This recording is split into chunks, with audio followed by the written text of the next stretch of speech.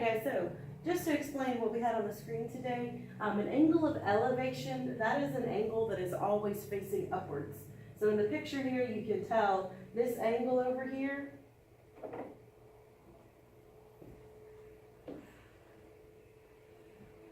it is facing up. And then the opposite of that would be an angle of depression. That is an angle facing downwards. So that would be this angle right here, and you can tell that the angle is facing down, not up. And then just keep in mind when you are thinking about angles of depression and elevation, even though this angle is an angle of depression, the measure of the angle is still equal to the angle of elevation down here. Because what happens is you end up with these parallel lines. These angles are alternate interior, and as you know, alternate interior angles are always equal to each other. So if I ever give you an angle of depression, just move it to the bottom. It's going to be the same as the angle of elevation. So for number one, an observer standing 7,000 feet from the launch pad of the Space Shuttle Discovery. The shuttle launches, and 30 seconds later, the observer sights the shuttle with an angle of elevation of 78 degrees. So for an angle of elevation, look at this triangle here. You want to find the angle that is facing upwards. That would be this angle at the bottom. This angle is opening up. So this angle here is 78 degrees.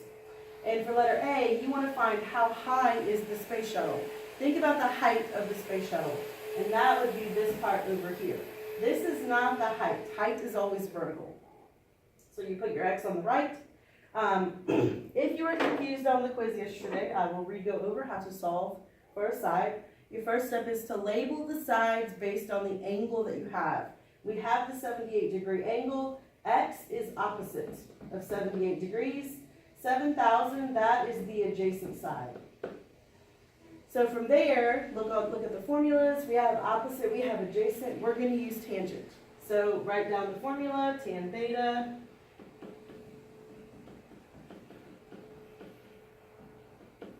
So we have the formula. Afterwards, you plug the numbers in. Remember that theta is your angle. So next you have tan 78. That goes in for theta. Opposite is x. Adjacent is 7,000. And from there you solve for x. So if you times by 7,000, times by 7,000. So you end up with 7,000 times tan 78. I think the angle, the answer was 32,000 something. But again, just put in the calculator, you should get 32,000 something. And then letter B, how fast is the space shuttle moving in feet per second? This really has nothing to do with trig, but it's a nice review problem from algebra, doing unit conversions. So keep in mind that we are moving 30 seconds later, and the total distance traveled was whatever this ends up being. So let's figure that out real quick.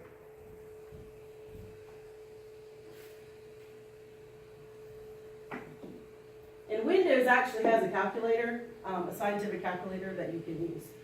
So if we do 7,000 times 10, take that back, 78, 10, you get 4.7 times that by 7,000,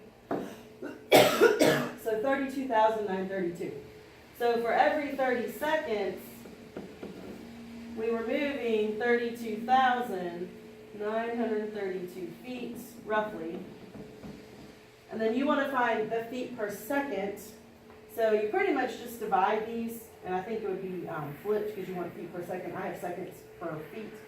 So then you would do 32,000, whatever that is, divided by 30. So the answer, and I'll put an arrow here, you just flip them. So we end up with 1,097.75 roughly, and that is feet for every 1 second. So, let me push it real quick.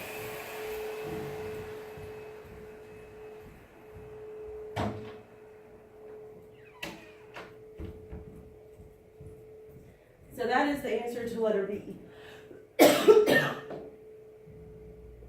And then moving on down to letter number 2, I'll set it up for you and hopefully you can solve it on your own at home. A ship has been sighted from a lighthouse. The observer is 98 feet above the ground when he sighted the ship. This is where we have that angle of depression. But again, it is equal to the angle of elevation. The measure is the same. You can move this angle down here. So this angle down here would be 9 degrees. And then determine how far the ship is away from the lighthouse. And again, if you're determining how far something is away, you're looking at the bottom of both. You're not going to say, hey, the ship is this far from the lighthouse. That's the top of the lighthouse. So you're trying to find this piece down here. And then from there, again, label your sides, figure out the formula, plug it in.